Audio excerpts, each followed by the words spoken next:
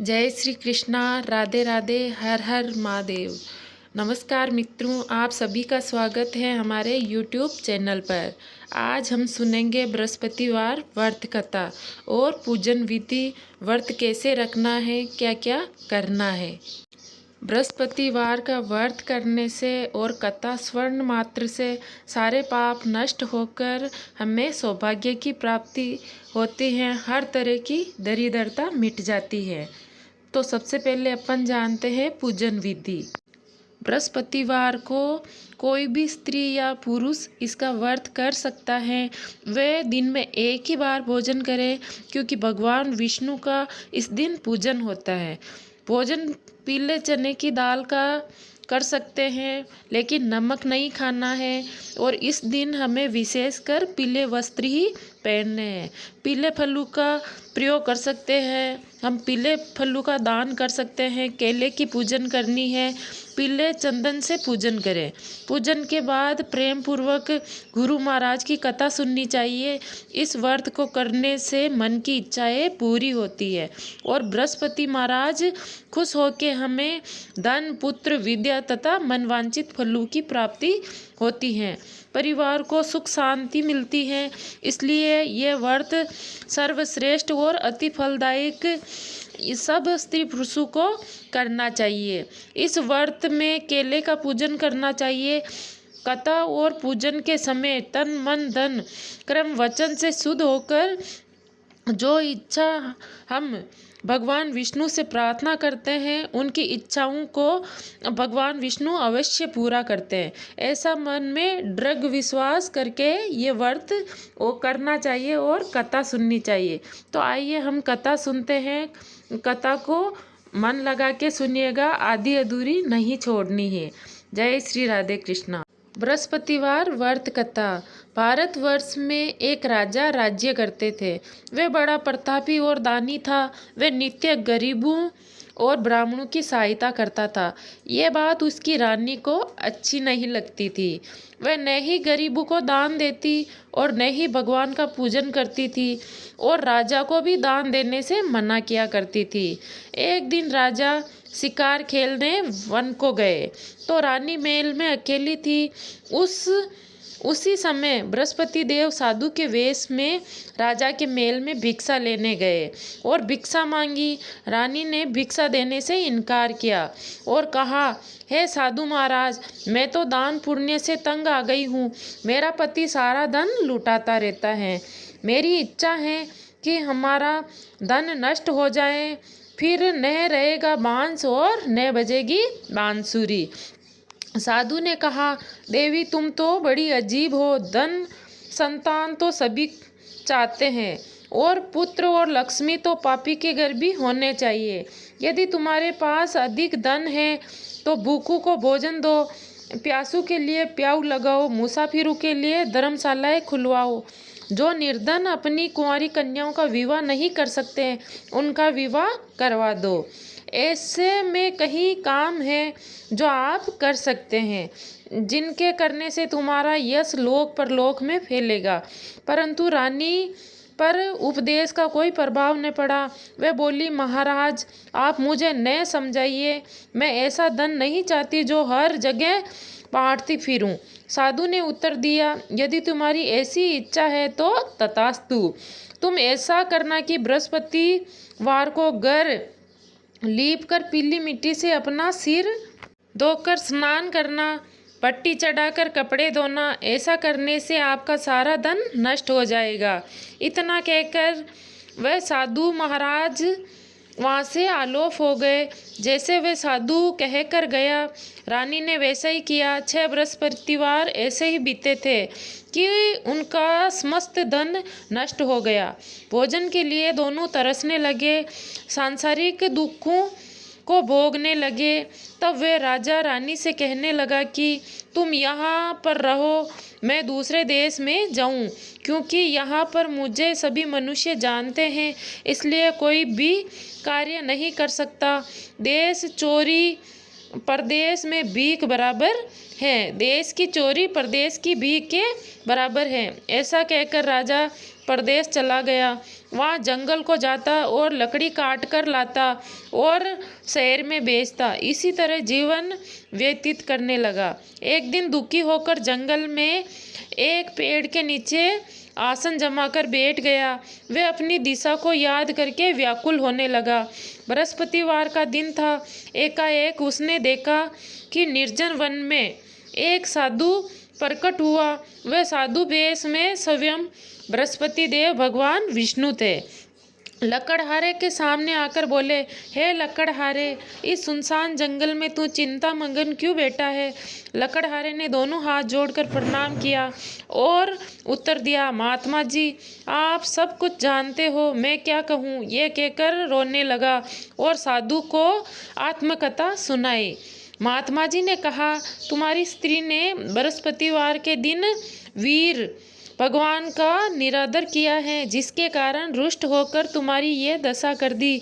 अब तुम चिंता को दूर करके मेरे कहने पर चलो तो तुम्हारे सारे कष्ट दूर हो जाएंगे और भगवान पहले से अधिक संपत्ति देंगे। तुम बृहस्पतिवार के दिन कथा किया करो। 2 पैसे के चने मंगवाकर उनका प्रसाद बनाओ और शुद्ध जल से लोटे में शक्कर मिलाकर अमृत तैयार करो। कथा के पश्चात अपने सारे परिवार और सुनने वाले प्रेमियों को अमृत व प्रसाद बांटकर आप भी ग्रहण किया करो। ऐसा करने से भगवान तुम्हारी सब कामनाएं पूरी करेंगे।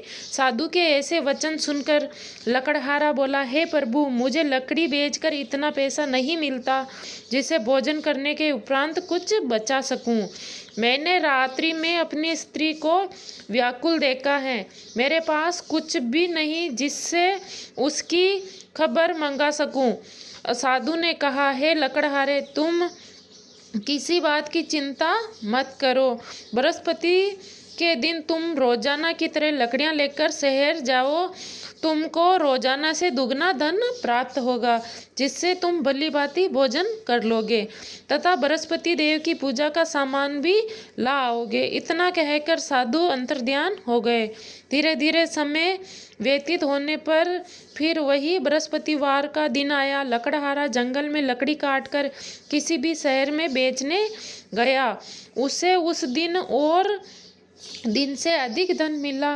राजा ने चना गुड़ आदि लाकर गुरुवार का व्रत किया। उस दिन से उससे सभी क्लेश दूर हो गए। जब दोबारा गुरुवार का दिन आया तो बृहस्पतिवार का व्रत करना भूल गया। इस कारण बृहस्पति भगवान नाराज हो गए। उस दिन उस नगर में राजा ने विशाल यज्ञ का आयोजन किया तथा शहर में ये योजना करा दी कि कोई भी मनुष्य अपने घर में भोजन न बनावे, न आग जलावे। समस्त जनता मेरे यहाँ भोजन करने आवे। इस आज्ञा को जो न माना उसके लिए फांसी की सजा दी जाएगी। इस तरह की घोषणा संपूर्ण नगर में करवा दी गई। राजा की आज्ञा अनुसार शहर के सभी लोग भोजन करने गए, लेकिन लकड़हारा कुछ देर से पहुंचा, इसलिए राजा उसको अपने साथ घर लिवा ले गए और लेकर भोजन करा रहे थे तो रानी की दृष्टि उस खूंटी पर पड़ी जिस पर उसका हार टका हुआ था। वे वहां पर दिखाई न दिया। रानी ने निश्चय किया कि मेरा हार इस मनुष्य ने ही चुरा लिया है। उसी समय पुलिस बुलाकर उसको जेल खाने में डलवा दिया। जब लकड़हारा जेल खाने में पड़ गया और बहुत दुखी होकर विचार करने लगा कि न जाने कौन से पूर्व जन्म के कर्म से मुझे ये दुख प्राप्त हुआ है, और उसी साधु को याद करने लगा जो उसे जंगल में मिला था। उसी समय तत्काल बृहस्पति देव साधु के रूप में प्रकट हो गए और उसकी दिशा को देखकर कहने लगे, अरे मूर्ख, तूने बृहस्पति देव की कथा नहीं करी, इसी कारण तुझे दुख प्राप्त हुआ है। अब चिंता मत कर। बृहस्पतिवार के दिन जेल खाने के दरवाजे पर 4 पैसे पड़े मिलेंगे। उससे तू बृहस्पति देव की पूजा करना, तेरे सभी कष्ट दूर हो जाएंगे। बृहस्पति वार के रोज उसे 4 पैसे मिले। लकड़हारे ने कथा कही। उसी रात्रि को बृहस्पति देव ने उस नगर के राजा को स्वप्न में कहा, हे राजा, तुमने जिस आदमी को जेल में बंद कर दिया है, वे निर्दोष हैं, वे राजा हैं, उसे छोड़ देना। रानी का हार उसी खूंटी पर लटका है। अगर तू ऐसा नहीं करेगा तो मैं तेरे राज्य को नष्ट कर दूंगा। इस तरह रात्रि के सौपन को देखकर राजा प्रातः उठा और खूंटी पर हार देखकर लकड़हारे को बुलाकर क्षमा मांगी तथा लकड़हारे को योग्य सुंदर वस्त्र आभूषण देकर विदा किया तथा बृहस्पति देव की आज्ञा अनुसार लकड़हारा अपने नगर को चल दिया। राजा जब अपने नगर के निकट पहुंचा तो उसे बड़ा आश्चर्य हुआ।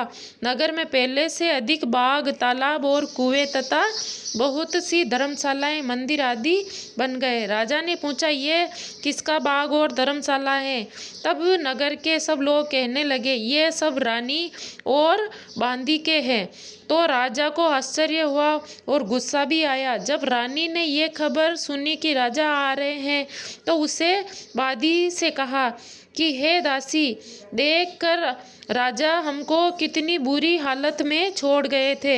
हमारी ऐसी हालत देखकर वे लौट न जाए, इसलिए तू दरवाजे पर खड़ी हो जा। आज्ञा अनुसार दासी दरवाजे पर खड़ी हो गई। राजा आए तो उन्हें अपने साथ लीवा लाई।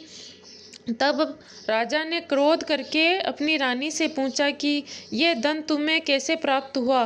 तब उन्होंने कहा, हमें यह सब धन बृहस्पति देव के इस व्रत के प्रभाव से प्राप्त हुआ है। राजा ने निश्चय किया कि 7 रोज बाद तो सभी बृहस्पति देव का पूजन करेंगे, परंतु मैं रोजाना दिन में 3 बार कहानी कहा करूँगा तथा रोज व्रत किया करूँगा। अब हर समय राजा के दुपट्टे में चने की दाल बंधी रहती तथा दिन में 3 बार कहानी कहता। एक रोज राजा ने विचार किया कि चलो अपनी बहन को यहाँ हो लावें। इसी तरह के निश्चय पर राजा घोड़े पर सवार होकर अपनी बहन के यहाँ चला। मार्ग में उसने देखा कि कुछ आदमी मुर्दे को लिए जा रहे हैं। उन्हें रोककर राजा ने कहा, अरे भाई, मेरी बृहस्पति देव की कहानी सुन लो। वे बोले, लो, हमारा तो आदमी मर गया और इसको अपनी कहानी कहने की पड़ी है। परंतु कुछ आदमी बोले, अच्छा कहो, हम तुम्हारी कथा सुनेंगे। राजा ने दाल निकाली और जब कथा आदि हुई तो मुर्दा हिलने लग गया और जब कथा समाप्त हो गई तो राम राम करके मनुष्य उठकर खड़ा हो गया। आगे मार्ग में उसने एक किसान खेत में हल चलाता मिला। राजा ने उससे देखा और उससे बोला, अरे भैया, तुम मेरी बृहस्पतिवार की कथा सुन लो। किसान बोला, जब तक मैं तेरी कथा सुनूंगा तब तक 4 हेरिया जोत लूँगा। जा अपनी कथा किसी और को सुना। इस तरह राजा आगे चलने लगा। राजा के हटते ही बैल पचाड़ खाकर गिर गए और तथा उसके पेट में बड़ी जोर से दर्द होने लगा। उस समय उसकी माँ रोटी लेकर आई। उसने ये देखा तो अपने पुत्र से सब हाल पूछा और बेटे ने सभी हाल कह दिया।